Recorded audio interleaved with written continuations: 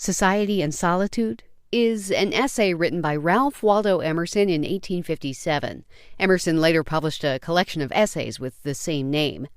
In this essay, the author discusses the notions of society, or association with other people, and solitude, or being alone.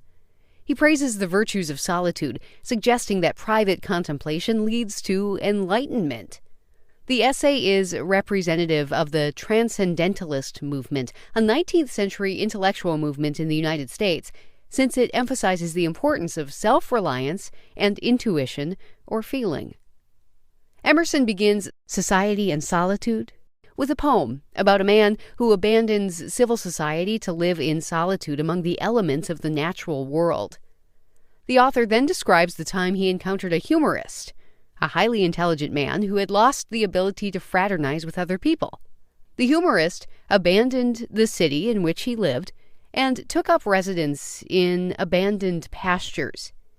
He found that the river was not solitary enough, as the sun and moon accompanied him. The humorist built a house and planted trees to conceal himself from the rest of the world. He took delight when he encountered neighbors who would say that they had never before observed him. The man desired total solitude.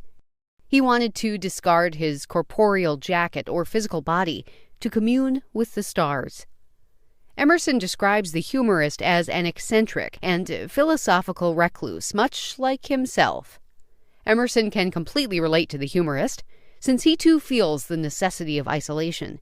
He implies that genius craves solitude, noting that the best of angels dwell in their own houses of heaven. Emerson concludes Society and Solitude by arguing for the need for a balance between society and solitude. He admits that total solitude is impractical, but encourages society in moderation, stating that people are to be taken in very small doses. If a man sees few people and finds time for solitude, he will be of sound mind. Emerson argues that it is possible for man to perform certain social roles while still preserving a unique self in solitude. In Society and Solitude, Emerson contrasts solitude, the mark of genius, with society or consociation.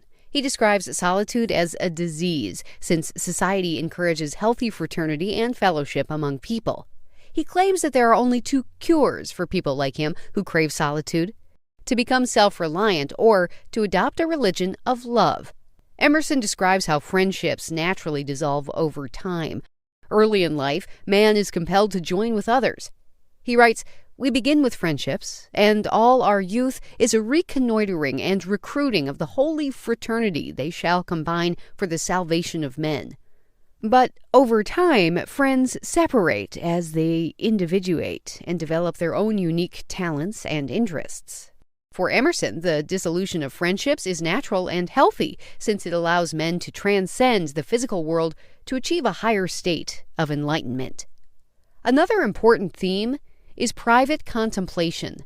Emerson explains that solitary reflection will reveal to man that he is utterly unique, unlike all the others he has ever met.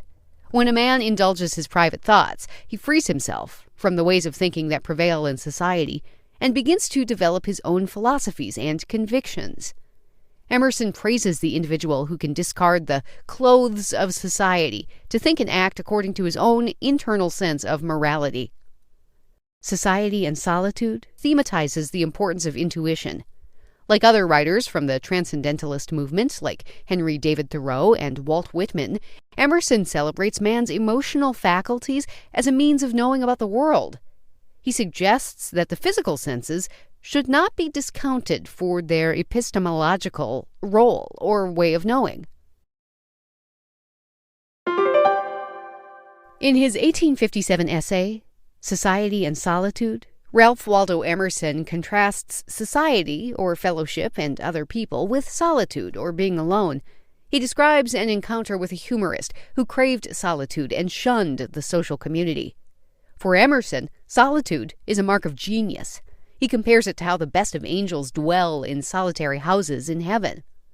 Still, Emerson acknowledges that some society is necessary and unavoidable. The sound man is able to preserve his core self while still performing certain social functions. As a reflection of the transcendentalist movement, the essay thematizes the importance of solitude, private contemplation, and intuition, while also describing the dissolution of friendship as natural.